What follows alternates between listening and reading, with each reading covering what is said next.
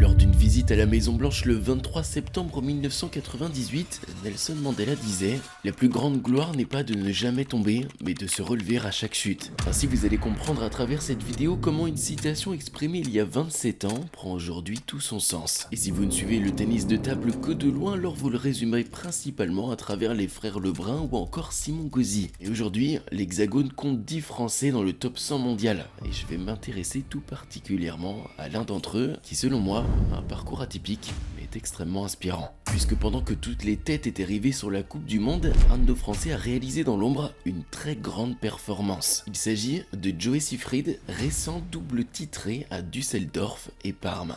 Alors avant de commencer, n'hésitez pas à vous abonner, l'objectif est d'atteindre les 8000 abonnés avant 2026. Pour tout ça, je vous fais confiance afin de booster et liker la vidéo, le but étant de mettre le ping français un peu plus sur le devant de la scène. Merci et bon visionnage.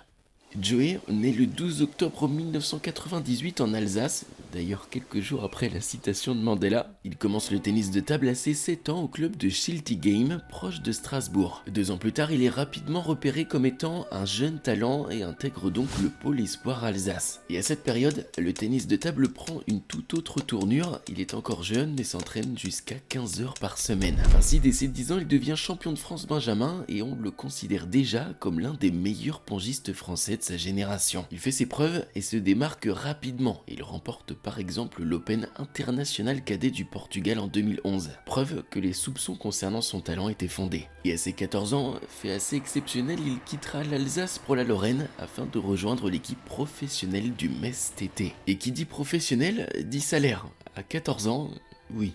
Autant vous dire qu'on n'a pas eu la même enfance. Et il le disait lui-même, c'était assez incroyable d'avoir de l'argent qui tombe chaque mois à 14 ans. Ensuite, tout ira très vite. 1 an plus tard, il intègre le Pôle France, et pour ceux qui ne savent pas, c'est une structure nationale d'entraînement de haut niveau, gérée principalement par la Fédération française de tennis de table et le ministère des Sports. Et on y retrouve ce qui se fait de mieux dans le ping français. L'objectif est de les accompagner dans leur préparation aux grandes compétitions. Puis à 16 ans, il rejoindra le prestigieux Institut national du sport, autrement dit l'INSEP. Et dans la catégorie jeune, Joey s'exprime de la meilleure des manières. Les champions d'Europe par équipe en 2014 et 2015 décrochent une médaille de bronze au championnat du monde en double en 2016 avec Alexandre Cassin. Et à l'aube de ses 20 ans, il deviendra champion de France en double chez les seniors avec Alexandre Robineau. Et je me souviens même d'un match en 2015 où il avait pu battre le phénomène Tomokazu Harimoto. Et donc, tout se passe pour le mieux. Il s'inscrit toujours comme étant l'un des espoirs français du haut de sa 2e place mondiale chez les moins de 21 ans. Il rejoint par la même occasion le club de Saint-Denis en Pro B en 2017 auquel il fera partie des acteurs principaux ayant aidé à remonter en Pro A. Donc autrement dit, tout se passe pour le mieux.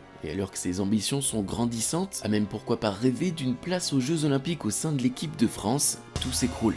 En 2018, Joey commence à ressentir des douleurs à la hanche droite et après une première opération qui s'avère être sans succès, les médecins lui posent un ultimatum. Soit arrêter le sport de haut niveau, soit poser une prothèse. Alors Joey va prendre une décision difficile, mais il tente. Ainsi, l'année suivante, il est en pleine rééducation, nous sommes en 2020, il est plein d'espoir et d'envie afin de revenir au sommet de sa forme. Mais nouveau problème majeur, cette fois-ci c'est la 2e hanche qui lâche. Alors, une nouvelle fois, il devra se faire opérer afin de poser une nouvelle prothèse. Le verdict est dur.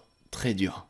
Fini le sport, et pendant 3 ans. Et pour information, il se fera réopérer de nouveau en 2022. Prenez bien qu'au tennis de table, les années du début de la vingtaine sont extrêmement importantes. C'est le début de la transition entre les catégories jeunes et adultes qui sont déjà difficiles. Alors, lorsqu'on est au sommet de son art, et qu'on enchaîne successivement 2 opérations qui vous mettent en dehors des salles de ping, techniquement, c'est un coup dur, mais mentalement, c'est un coup de massue. Mais alors que beaucoup auraient lâché l'affaire, se seraient morfondus dans une profonde déception, Joey a continué d'y croire. L'objectif, se soigner pour revenir. Ainsi en 2023, il reprendra le circuit international et signera au club de la 4S Tour en Pro B. Il reviendra petit à petit mais reste encore gêné par ses hanches et doucement, il reprend du rythme et depuis maintenant presque 1 an, il retrouve d'excellentes sensations, peut à nouveau se réentraîner au maximum et faire enfin son grand retour. Ainsi depuis début 2025, Joey intègre le top 100 mondial. Il en ressortira rapidement mais pour une courte durée. Et après vous avoir exprimé une partie de son histoire, vous allez pouvoir savourer son véritable retour. Ainsi, le 24 novembre 2025 débutait le FIDE de Düsseldorf. Les FIDE sont les premières compétitions du circuit international et permettent à plusieurs joueurs de pouvoir engranger leurs premiers points et même pourquoi pas les propulser lorsqu'ils gagnent. Le niveau y est très relevé, chacun veut se voir sur les grandes compétitions internationales, alors l'adversité est rude,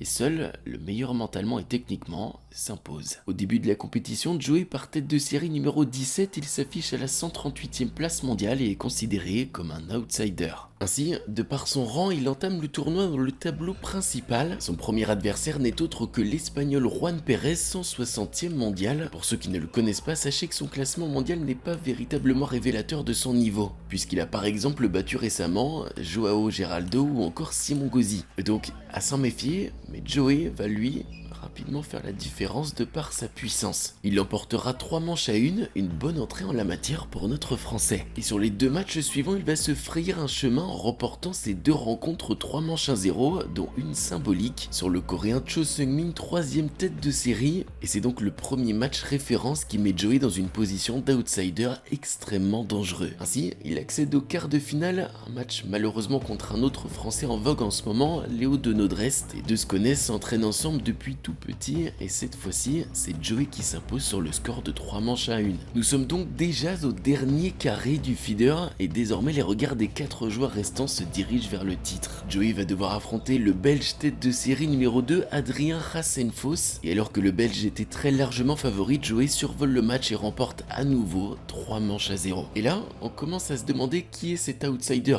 comment le numéro 138 mondial traverse le tournoi sans encombre, en ayant perdu seulement 2 manches jusqu'en finale. Joey est revenu de l'ombre pour quelque chose, il veut retourner au sommet de son art et retrouver un classement mondial lui correspondant. Ainsi, en finale, il se retrouve face à l'anglais Tom Jarvis, une nouvelle fois un adversaire qu'on met en place de favori, mais sans la même dynamique. Joey déroule, il est installé, tremble sur une manche mais s'impose comme étant le joueur qui va soulever la coupe. Impérial sur ce feeder de Düsseldorf, Joey envoie un message sérieux pour l'avenir. Ce titre fait du bien et c'est son premier en WTT. Et autre anecdote emblématique, cette victoire lui apporte plus d'une centaine de points WTT, lui permet de réintégrer le top 100 mondial, devenant ainsi le 10e français de ce classement. Et j'en profite aussi pour tous les féliciter, puisque grâce à eux nous vibrons chaque semaine, et quel bonheur pour notre sport. L'histoire aurait pu s'arrêter là, qu'elle aurait déjà été très belle, mais à peine 2 jours plus tard, place au tout dernier feeder de l'année, celui de Parme. Joey y est inscrit, pourquoi pas l'occasion de continuer sur cette belle série et espérer remporter quelques nouveaux points. À nouveau, il ne part pas dans les favoris, situé à la 13e position dans le tournoi, il doit continuer à performer pour se faire une place. Et sa compétition commencera directement en 16e de finale face à l'Italien Mihai Bobotica. Joey l'emportera 3 manches à 1 sur un match où chaque set était accroché.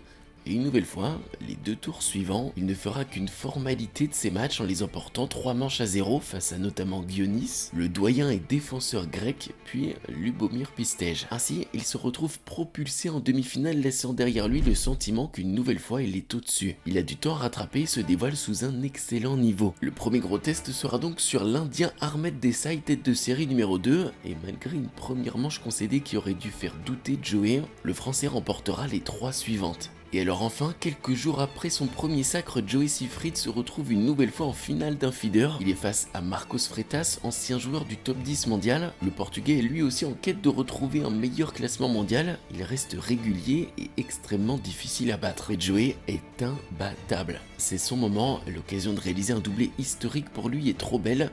Il doit saisir l'opportunité. Ainsi, de par ses résultats, Joey devrait se hisser prochainement autour de la 67e place mondiale. La finalité de cette histoire est magnifique. Après tant d'années de doute et d'encombre, il revient enfin. Longtemps considéré comme l'éternel joueur blessé, se retrouve aujourd'hui parmi les meilleurs pongistes de la planète. Un parcours difficile qui nous montre à la fois la force mentale de ce joueur et sa résilience. Aujourd'hui, les efforts ont payé et il doit être fier de ne jamais avoir rien lâché.